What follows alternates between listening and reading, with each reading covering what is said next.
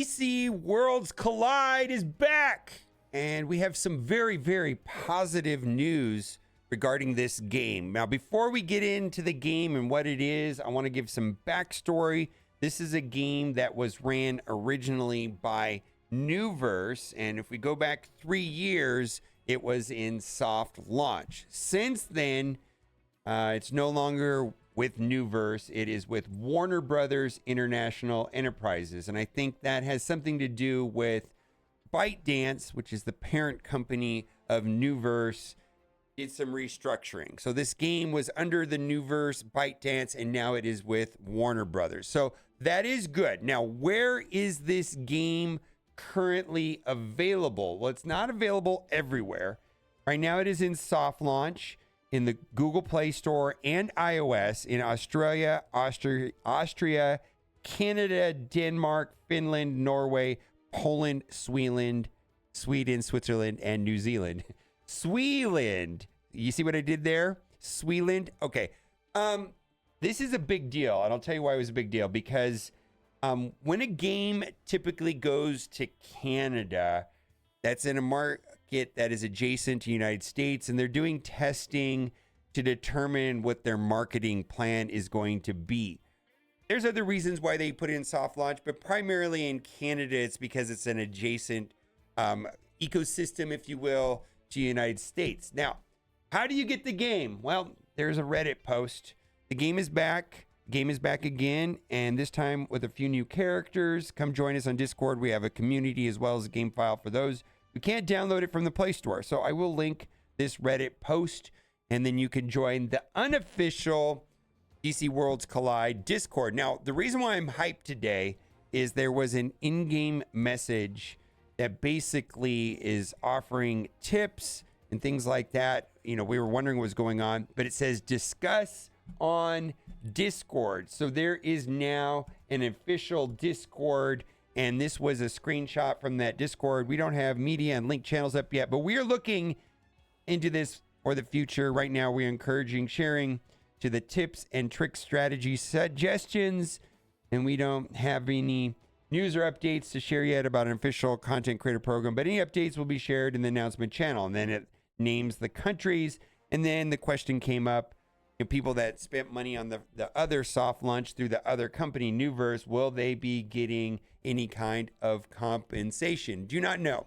That question has not been answered yet. So a lot of game modes, a lot of ways of playing the game. I played this game a lot, very much enjoyed it. But in general, the general idea of the game is to create team compositions to go through various game modes. So like right here, I have built a poison team. There are single target damage teams. There are teams that focus on block, and you can build teams and compositions according to that. Then you hit start, and then you're also supposed to put the order of the ultimates. Like they have some control over that. But right now, I'm pretty much running it on autoplay on the 3X, and it's basically like a sim battler. So a lot of people in the Marvel Strike Force community have started playing this.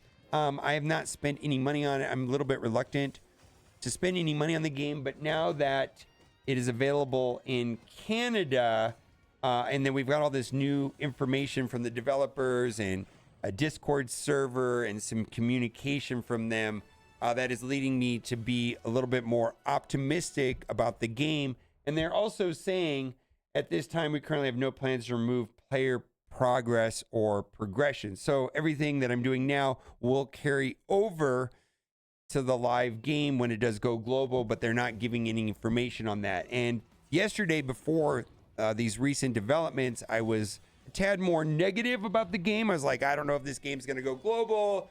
I don't know if I should be playing, you know, all of that, right? And now I'm feeling confident that the game is moving forward. So that is pretty exciting. Now, if you get into the game, I got some resources here.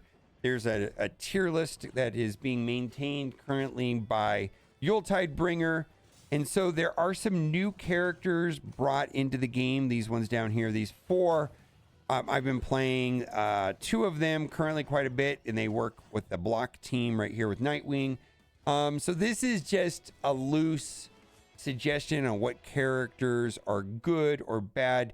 Typically, I'm only playing with epics and I don't have any legendaries. Now, there is a way of getting a legendary from the get-go. I kind of have to go and show you, but basically there's these cards that you open and they have like a 1 in 80 chance of pulling a legendary. There's also a pity system on them. Like if you get to 150, you'll just get a legendary. And in that initial new player card system, you get to select one of these 3 characters to be your first legendary. Now, I have not got mine yet, but I am going with Wonder Woman.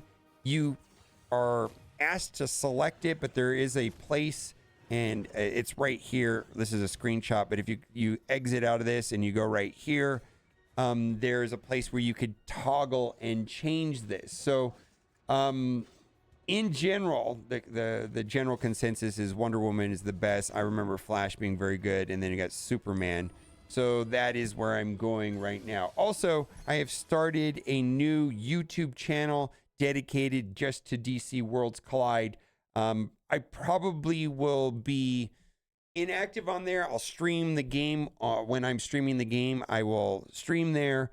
And then as it gets closer to global launch and we have more information, I'll start making guides and kit compositions and things like that. But for now, mostly just going to stream over there. Now, I do want to show some of the key features that I think makes this game exceptional, in my opinion. One of them is the way that they level up characters. So I'm going to switch sides of the screen.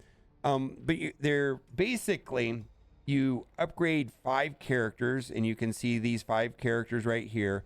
And the rest of my roster that is in the Reserve League Center will have the same level as the lowest of my 5. So you can see 140, 140, 121, 120, 120. And then the rest of them that are in the Reserve League Center will be at 120. You can also respec your characters. So let's say I finally get Wonder Woman. I don't want to deal with Gorilla Grodd anymore. I can go into character retraining, and I can, right here it's only 5 crystals, but I can spend, and then he gets all of the currency that is right here gets converted back, and then I could upgrade my Wonder Woman. I just think this is super player friendly. The game in general, though, is like simable. You just pretty much are focused on creating team compositions, and the placement of the characters, makes a big difference. The timing of the ultimates also matters. So there is a lot of strategy, but a large percentage of it is just doing that and then hitting the button, and then it runs on automatic. But that's not always the way. So there's a ton. It's kind of like what they would say, like an AFK arena style. I don't know if you've played that game or not. But anyways, love the game. Come hang out with us. I will put a link to the official Discord, the unofficial Discord, and then also, the unofficial Discord, I'll put the Reddit link. And then I will also put the copy of the tier list. Let me know what you think. Bye for now.